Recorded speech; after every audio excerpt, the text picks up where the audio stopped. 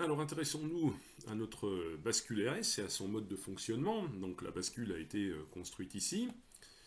Nous avons donc une entrée X et une entrée Y pour cette bascule-là. Que se passe-t-il lorsqu'on agit sur l'entrée Y et qu'on la fait passer à 1? Eh bien, la sortie bascule à 1. Que se passe-t-il si on agit sur X? La sortie passe à 0. Si de nouveau j'agis sur X, la sortie reste à 0. Par contre, si j'agis sur Y, la sortie de ma bascule se met à 1. Donc en fait, la bascule RS, vous voyez, c'est relativement simple, hein, mode de fonctionnement. Quand on agit sur X, ça met la sortie à 0. Quand on agit sur Y, ça met la sortie à 1. Voilà.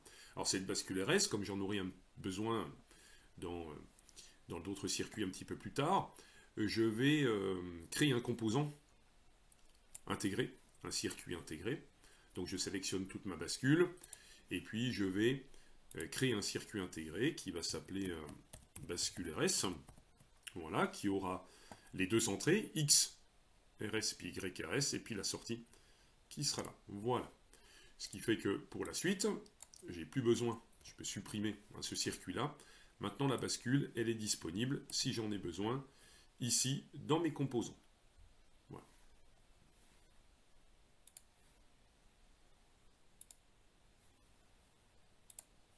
Alors maintenant, pour construire un verrou-D, je vais passer par quelques étapes.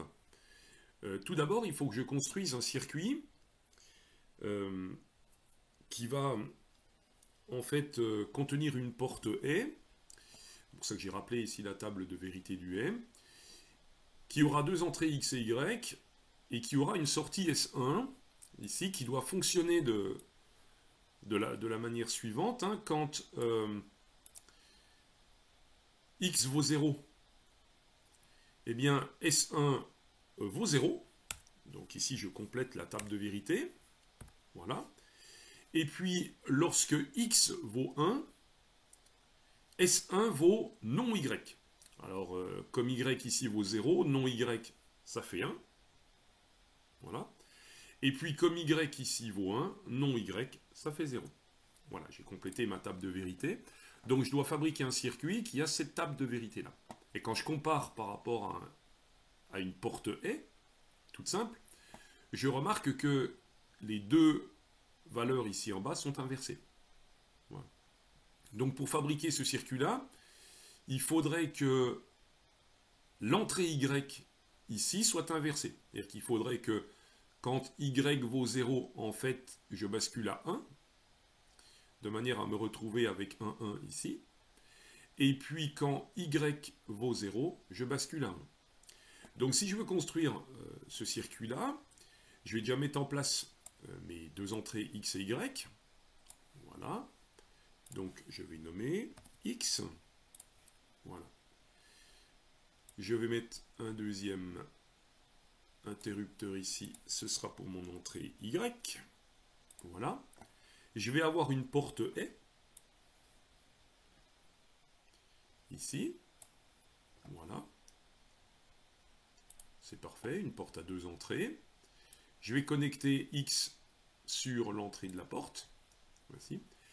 Mais Y, je vais prendre une porte inverseuse, une porte non, ici, hop, avant d'aller le connecter sur l'entrée. Voilà. Je vais mettre une sortie que je vais appeler S1. Voilà. Je vais connecter la sortie ici S1. Voilà. Et je vais tester mon circuit pour voir s'il obéit à la table de vérité qui a été écrite ici. Alors quand X vaut 0 et que Y vaut 0, la sortie est bien 0. Quand X vaut 0 et que Y vaut 1, eh bien la sortie est bien 0. Quand X vaut 1 et que Y est égal à 0, la sortie doit être à 1. Ça marche. Et quand X est à 1 et que Y est à 1, la sortie doit être à 0. Eh bien c'est opérationnel. Donc le petit bout de circuit qui était recherché est celui-ci.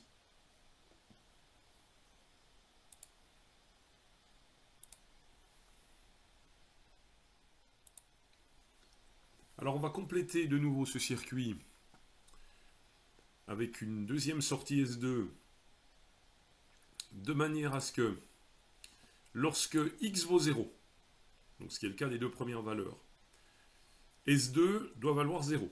Donc si je complète la table de vérité, ça doit me donner ceci. Voilà. Et puis lorsque x vaut 1, S2 doit être égal à y. Donc sur cette ligne-là, S2 ça va donc faire 0. Et puis ici, S2 doit être égal à 1. S2 égale à y. Donc voilà la table de vérité que je dois obtenir. Un rapide coup d'œil me permet de voir qu'il s'agit en fait d'une fonction e. Donc je vais prendre une porte e,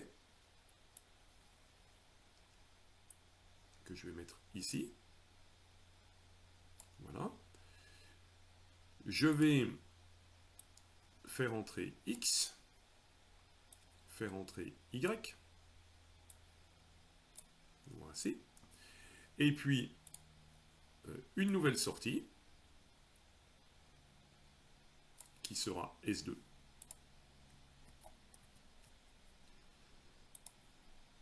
Et on va vérifier tout de suite la table de vérité. Alors, vérifions le comportement. Donc, je remets tout à 0. Donc, quand x vaut 0 et que y vaut 0, S2 doit être à 0. C'est le cas. Quand x vaut 0 et que y passe à 1, S2 doit être à 0. C'est tout bon. Lorsque x vaut 1 et que y est égal à 0, on a S2 qui doit toujours valoir 0. C'est parfait. Et lorsque x vaut 1 et que y vaut 1, S2 passe à 1. C'est parfait. Donc, le petit bout de circuit que je viens de fabriquer fonctionne tout à fait comme le prévoit la consigne. Alors, ce petit montage-là, pour me simplifier l'existence, comme tout a été correctement nommé, au moment de la création des différentes entrées et sorties, j'ai bien précisé un nom d'export. Je vais sélectionner l'ensemble de ce circuit, et puis je vais créer de nouveau un circuit intégré. Je vais l'appeler AB, c'est les questions AB, avec deux entrées X et Y et deux sorties S1 et S2. Voilà. De manière à pouvoir simplifier un petit peu mon travail. Donc tout ceci, je n'en ai plus besoin.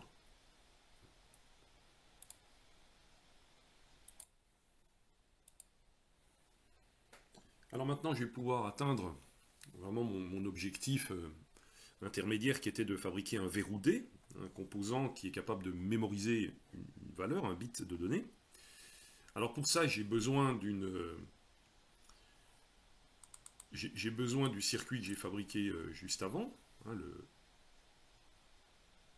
le circuit, voilà, comme ceci. J'ai besoin de la bascule RS que j'avais fabriquée.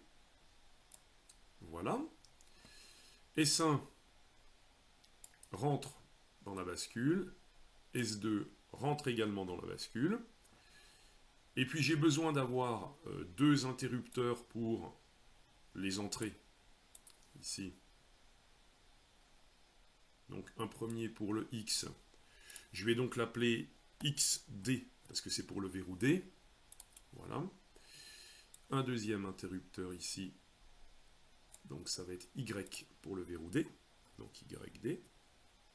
Voilà. Je vais connecter mes deux interrupteurs en entrée ici. Et j'ai besoin d'avoir une sortie.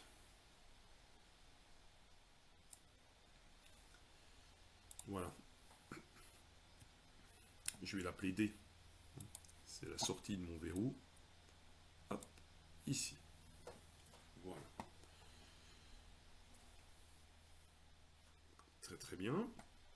Alors, je vais pouvoir tester le fonctionnement de mon circuit. Je vais l'appeler plutôt M dans la consigne, c'était marqué M. Voilà. Alors allons-y. Est-ce que ça obéit au comportement d'un verrou?